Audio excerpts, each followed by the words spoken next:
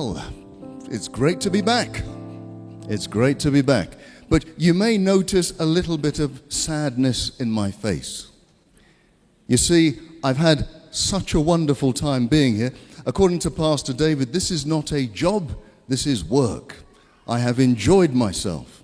It is never stressful coming here to be with you all. I've really had a great time. But sadly, this is my last formal presentation. So what I thought I would do is do a summary, a whistle-stop tour of everything we've spoken about during the last 2 weeks, if that's okay with you.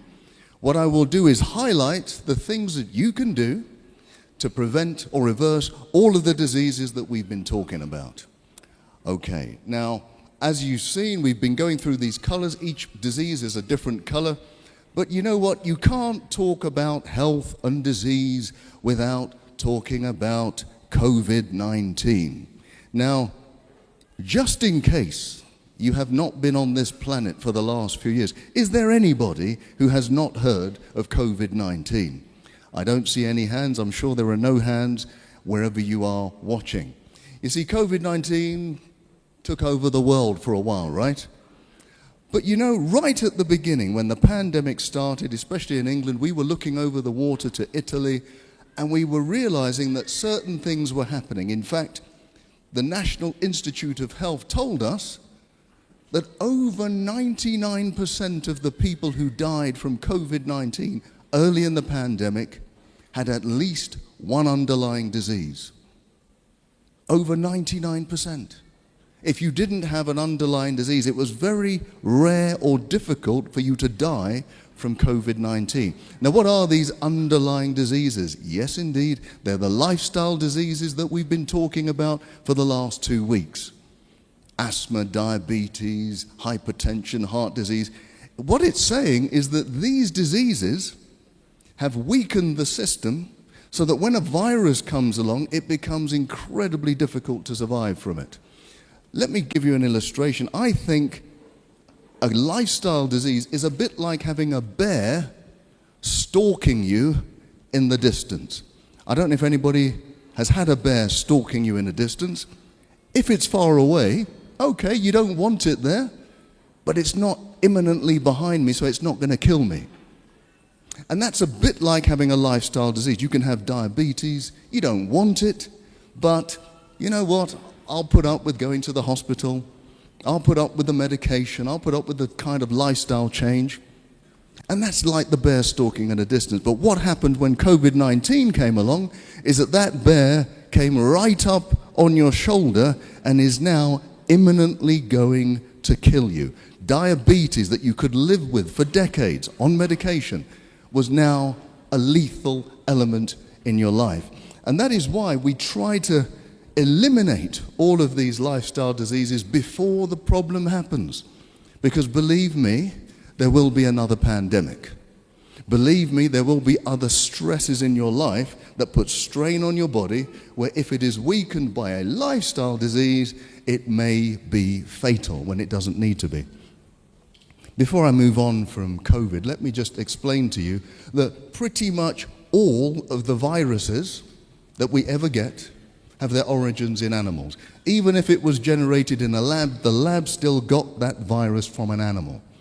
And it tells us something. Look, first of all, we shouldn't be consuming them. We don't need them to be healthy. And the next thing, we shouldn't be abusing them, because really, when they're clogged together, farmed together in these little cages and they've got no sunlight, it's really cruel for the animals as well. And it's not good for our health. Have a look at this. I think I should start with the heart. If we're going to talk about disease, because heart disease is still globally the biggest killer, why don't we start with heart? What things can we do to prevent or reverse heart disease? I'm sure you're all great students, you've all had it written down, but let me remind you. One of the most important things you can do to reverse heart disease is to have a healthy plant-based diet. I mentioned earlier that when I was doing cardiothoracic surgery up in Cambridge, heavy work, really heavy work. We had to do 3 of these bypasses every single day. Enormously tiring. But what we had to do is open up somebody's chest, stop their heart, link it up to a big contraption, and then try and close them all up again. It was a big, big deal. The person would be in pain for months. They'd need rehabilitation. And then, at least, if it was a successful operation, they'd be alive. But evidence has shown us from years ago that just by changing your diet into a healthy plant-based diet, no meat, no milk, no refined sugar, those arteries that were closing down can now open up. Now, for me, even today, I've been doing this for many, many years. It's still miraculous to me that you can reverse one of the biggest problems in the world in terms of health just by changing your diet. You can get rid of doctors like me, and you can just replace it with a healthy diet. That is amazing, and I commend it to all of you. Some of you may have heart disease today. You may have an appointment to see a doctor in a few weeks or months. I can guarantee you, if you go onto a healthy plant-based diet today, by the time you see the doctor, you may not even need an operation. I guarantee that's true. I've seen it with my own eyes. So that's heart disease. What about high blood pressure?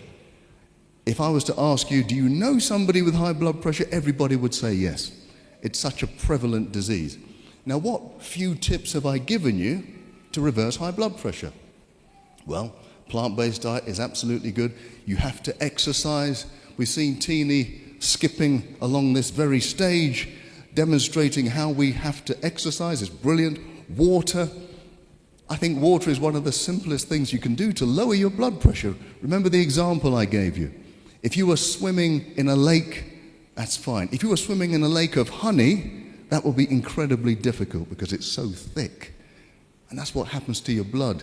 If you don't have enough water in it, it becomes incredibly thick. You then have to use a lot of energy to push that blood round the system. Therefore, your blood pressure has to rise. Here's something, though. Going on from the plant-based diet, we said that greens do something quite remarkable in our arteries. They get the interior of our arteries to release a chemical called nitric oxide. That nitric oxide opens up the arteries all over. I told you nitric oxide is the active ingredient of Viagra. Okay, I know none of you have heard of it, none of you need to use it, but I can tell you when it comes to things like erectile dysfunction, rather than reaching for the pill, the best thing to do is reach for those greens.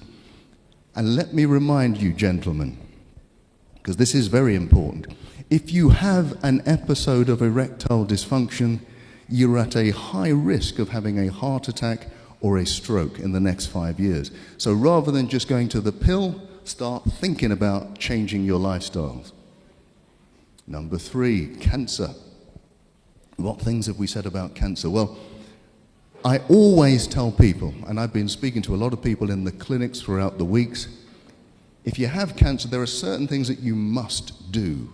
Cancer loves sugar. You must eliminate refined sugar. Vitamin D is key. You must have high levels of vitamin D. I recommend 20,000 units per day. Along with that, vitamin C, high dose. I have seen with my very own eyes people on high doses of vitamin C having their cancer reversed. We cannot guarantee it. Don't quote me. You can't guarantee it. But I have seen people on high doses of vitamin C have their cancer reversed. And remember, if you do have cancer, you must seek medical advice. I told you earlier during the week that those people who just say, I just want to go the natural route, often they don't survive. What you must do is seek medical attention and do the lifestyle, and then you have the best possible chance of surviving cancer. Medical attention alone does something, but it doesn't do everything. I remember when I used to be in the hospitals, the doctors would treat you for cancer and then allow you to eat the same foods that would cause cancer. That doesn't make any sense. So hospital treatment is good, but match that with lifestyle change, you've got a great chance of getting through, honestly. Now, what else can you do for cancer? I always say you should spice up your life. Spice up your life. Spices are really the keys to a healthy lifestyle too. They're like nature's natural drugs. The more spices you have in your life, the better your cells are going to be. Turmeric, most of us have heard of turmeric. It's a powerful antioxidant. And if you take away the oxidation of your cells, it reduces the risk of cancer. Ginger is like it. It's also anti-inflammatory. Cinnamon is brilliant. Cinnamon, not only does it lower your blood sugar, which if you have low blood sugar, the cancer doesn't grow too well, but cinnamon is brilliant in terms of fighting off viruses. In fact, they discovered this over 100 years ago. The women who harvested the cinnamon bark never got measles, never got tuberculosis. And cinnamon, if you have anybody in your family who has any kind of viral illness, you give everyone in the household cinnamon, it's less likely that you'll get the infection.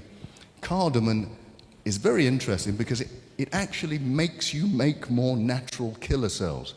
They have a lethal name, but they do an awful lot of good. They're the white blood cells that defeat cancer. Diabetes. How do you beat diabetes? Definitely you need a healthy plant-based diet. But what else do we need to do? We should, every time you go for a meal and you're a diabetic, as you put your fork down, you should get up and go for a walk. Get up and go for a walk. What does that do? Well, as you're walking, you're using the big muscles in your body. Those muscles will absorb sugar very quickly. And so it will keep your blood sugar levels quite low. You then don't need to release a lot of insulin to deal with the sugar, and that means your cells can become insulin sensitive again. Insulin sensitivity is the opposite of diabetes. It can actually cure diabetes. I've told you quite boldly that anybody with type 2 diabetes does not have to live with it. Type 2 diabetes is completely reversible. Type 1 is more difficult, but type 2, completely reversible. So you do not have to live with it. Change your lifestyle and get rid of it. Okay, autoimmune disease, that was the last talk I did. That refers to all of these antibody diseases that are attacking different parts of the body. There are roughly 400 or 500 of them. Wherever you've got tissues in your body, you will have an auto-antibody if things go badly. And I must say, although I didn't talk about it, one of the biggest causes of infertility is autoimmune disease. Now, I know people go to the hospital for IVF treatment, absolutely, but rarely do they get to the bottom of what is the problem. And it's usually that you've got antibodies attacking your organs inside that makes it almost impossible to conceive. So everything you've heard me talk about with autoimmune disease, you need to apply if you want to get pregnant. Okay. Now, you see my details. I'm hoping that in 9 months I'm going to get lots of communications of people telling me, yeah, we have a child. So it's possible, believe me. Now, some of the things, if you weren't here the other day, some of the big things that you need to do to get rid of autoimmune disease is get rid of milk, because milk is one of the key factors that generates these antibodies. Deal with stress. Make sure you avoid refined sugar. Have high doses of vitamin D. If you do that, you have a great, great chance. A bit like a little boy called Bart Simpson, don't have a cow man. Stay away from the milk. Okay. Now, this is increasingly a problem on this continent of Africa. Didn't used to be. You go back 50 years, there was very little obesity on this continent in Africa. Now, with all of the imports of Western culture, including Western food and Western lifestyle, we're getting exactly the same problems that they get in the West. How do we defeat it? I always say, get rid of the white stuff. This is not a racist statement, folks. This is not a racist statement. I'm saying get rid of the white rice, white flour, white pasta, and of course that white substance, sugar. You know, sugar, if you look at it from afar, it looks a bit like heroin. And by the way, it activates exactly the same parts of your brain for heroin addiction. That's why giving up sugar can become so difficult. But remember, I did give you some help in overcoming sugar addiction.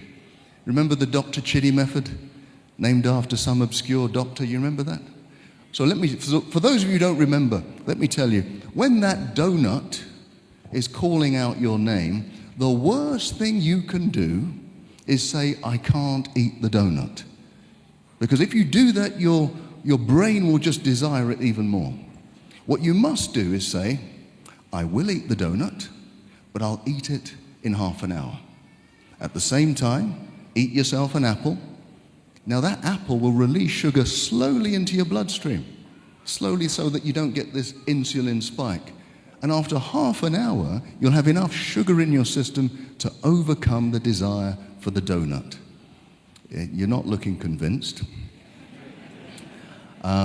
If at the end of the half an hour you still want that donut, do the same thing again. At the end of the day, you may have eaten 5 apples. That's okay. That's your 5 a day, right?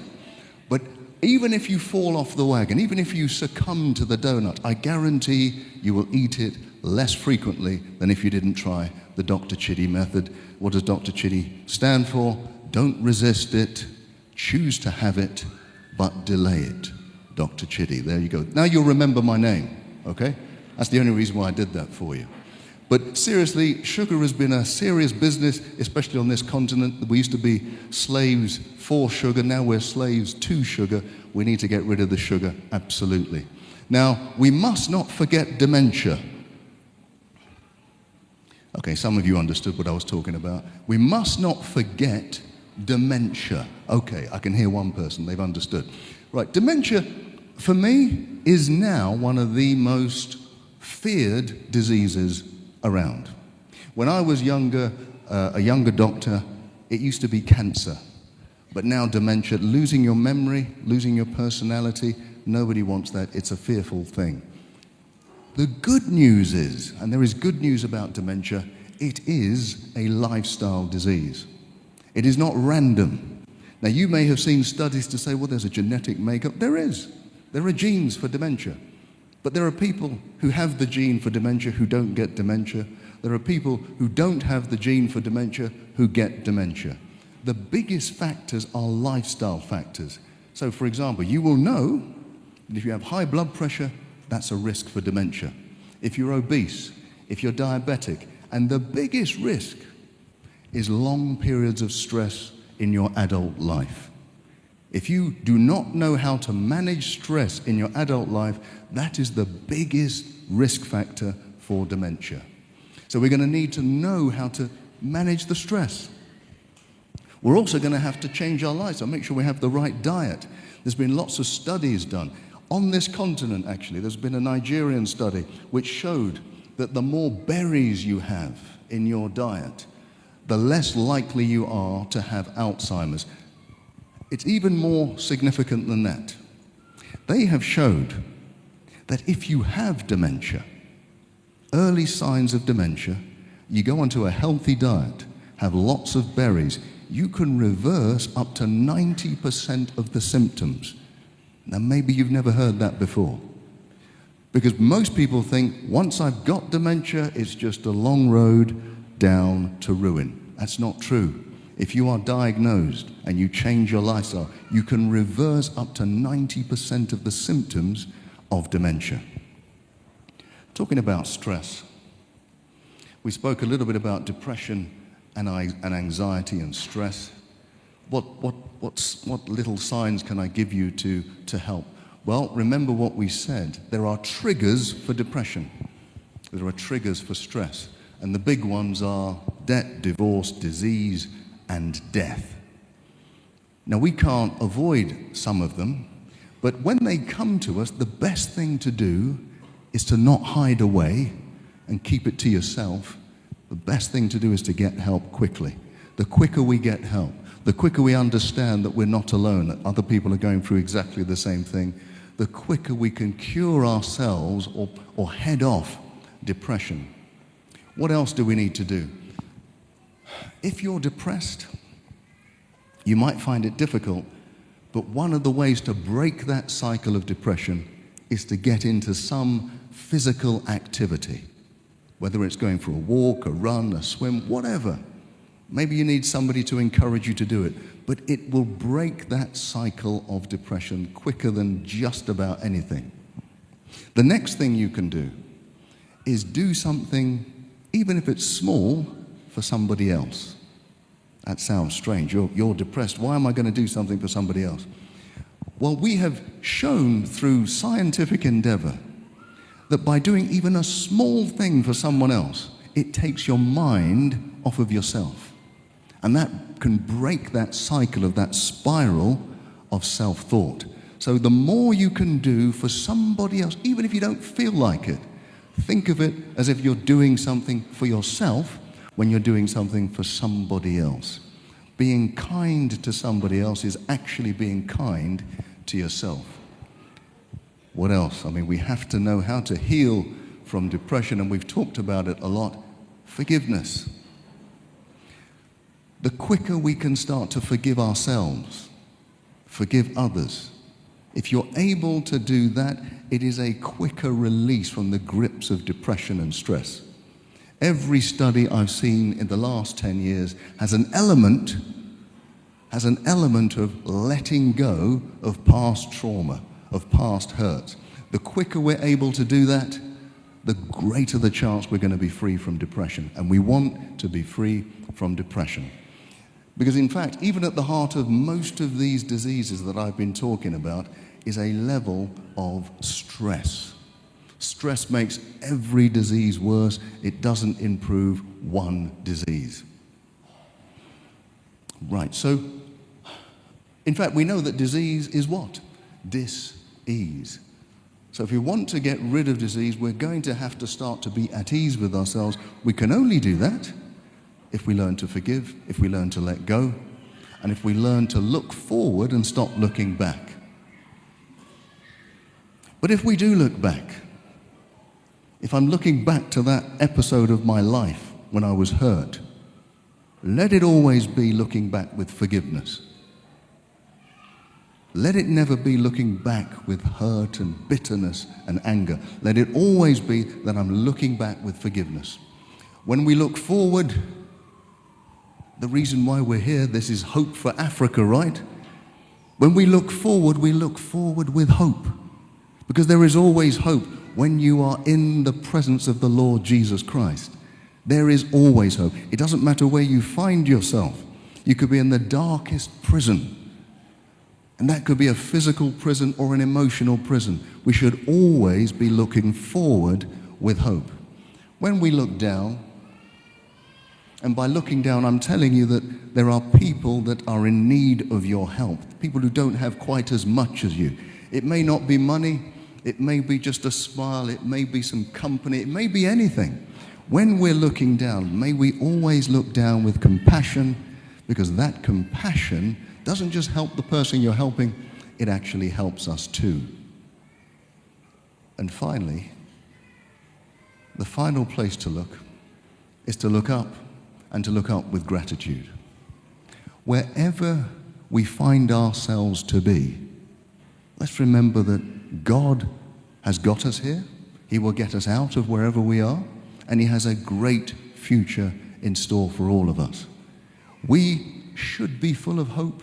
We should be full of gratitude, because we serve a mighty God. He will never leave us. He will never abandon us. It doesn't matter if everybody abandons us. He never will. Let's be grateful for that.